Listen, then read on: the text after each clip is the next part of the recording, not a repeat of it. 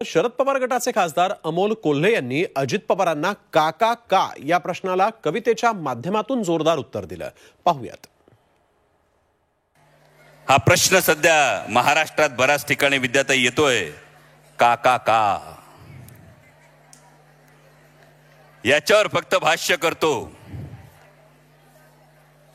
कुणीतरी म्हणालं काका का, कुणीतरी म्हणालं काका का, जनता म्हणाली अजूनही काकाच का. कोणीतरी म्हणालं काका का, जनता म्हणाली अजूनही काकाच का. पक्ष मिळाला, चिन्ह मिळालं, सगळं मनासारखं झालं, तरी अजूनही काका का. काका बोलता धनी, बोलवता धनी पुरेपूर जाणतो. जे कोणी बोलत असतील, बोलवता धनी पुरेपूर जाणतो काका का, पण महाराष्ट्राला पक्क ठाऊक आहे काकाच का. कारण काका फक्त माणूस नसतो, कारण काका फक्त माणूस नसतो, काका फक्त नेता नसतो. 50 वर्ष महाराष्ट्राच्या मातीतून, 50 वर्ष महाराष्ट्राच्या माणसातून वाहणारा काका एक विचार असतो. सर्वसामान्य शेतकरी, युवक, महिला प्रत्येकाला, सर्वसामान्य शेतकरी, युवक, महिला प्रत्येकाला मुजोर व्यवस्थेला का हा प्रश्न विचारण्याची तो ताकद देतो.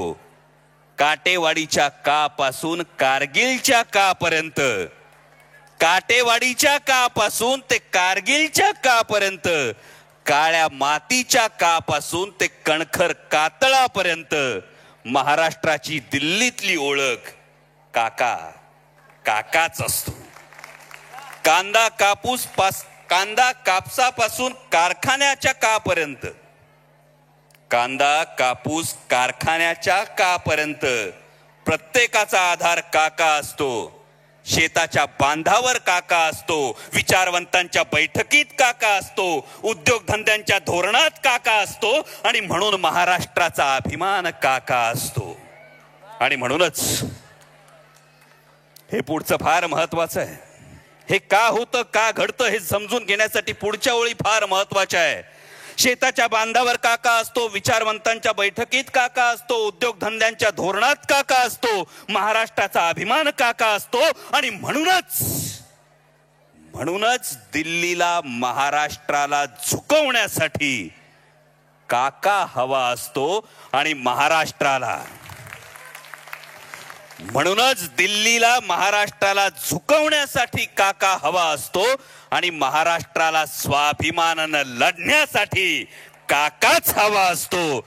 म्हणूनच काका का, म्हणूनच काका का हा प्रश्न जरी कुणाला पडतो, तरी का काका आणि काकाच का हे स्वाभिमानी महाराष्ट्र पुरेपूर जाणतो. हे स्वाभिमानी महाराष्ट्र पुरेपूर जाणतो.